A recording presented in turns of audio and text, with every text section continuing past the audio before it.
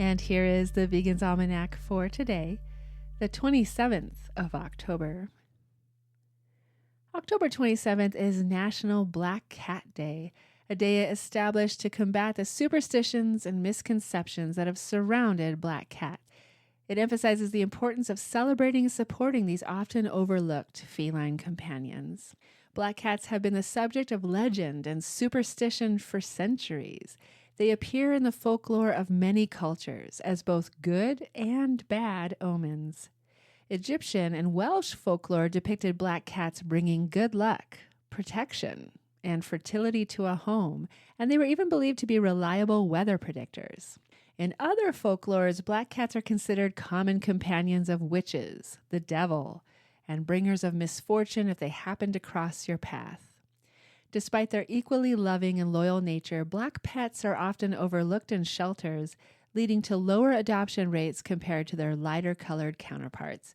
This phenomenon, often referred to as black dog syndrome or black cat syndrome, is a form of color bias well documented in animal rescue and adoption communities. This day plays a vital role in advocating for the welfare and adoption of black cats, ensuring they find loving homes and receive the care they deserve. The publication of Creative Compassion, Literature and Animal Welfare by Michael J. Gilmour was on this day in 2020. This book examines animal welfare themes in fiction and considers how authors of the last 2 centuries undermine diminutive attitudes toward the non-human.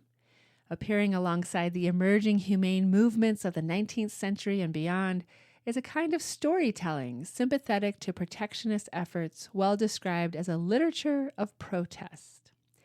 Compassion-inclined tales like The Doolittle Adventures by Hugh Lofting educate readers on a wide range of ethical questions, empathize with the vulnerable, and envision peaceful coexistence with other species.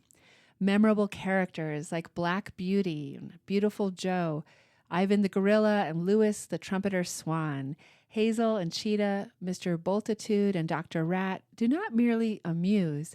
They are voices from the margins who speak with moral urgency to those with ears to hear. This broad survey of ethical themes in animal fiction highlights the unique contributions creative writers make toward animal welfare efforts. Developing Animal Theology and Engagement with Leonardo Boff by Clair Linzey was published on this day in 2021. Offering an up-to-date examination of the nature and development of animal theology, this book explores what animal theology is and how it challenges and is challenged by liberation and ecological theology. At the heart of the work is a critical engagement with the Brazilian eco-theologian Leonardo Boff. Clair Linzey also considers how Pope Francis began developing an animal-friendly tradition within Catholicism. Exploring new vistas in animal theology, this volume makes a valuable contribution to debates on how religion should be concerned with animals and the environment. This book is a long overdue, detailed, and sophisticated criticism of liberation theology's partly anthropocentric, partly biocentric disregard for sentient animals, their sufferings, and their lives. And here's a poem for today, Black Cat by Rainer Maria Rilke. A ghost, though invisible, still is like a place your sight can knock on, echoing. But here, within this thick black pelt, your strongest gaze will be absorbed and utterly disappear. Just as a raving madman, when nothing else can ease him, charges into his dark night howling, pounds on the padded wall, and feels the rage being taken in and pacified.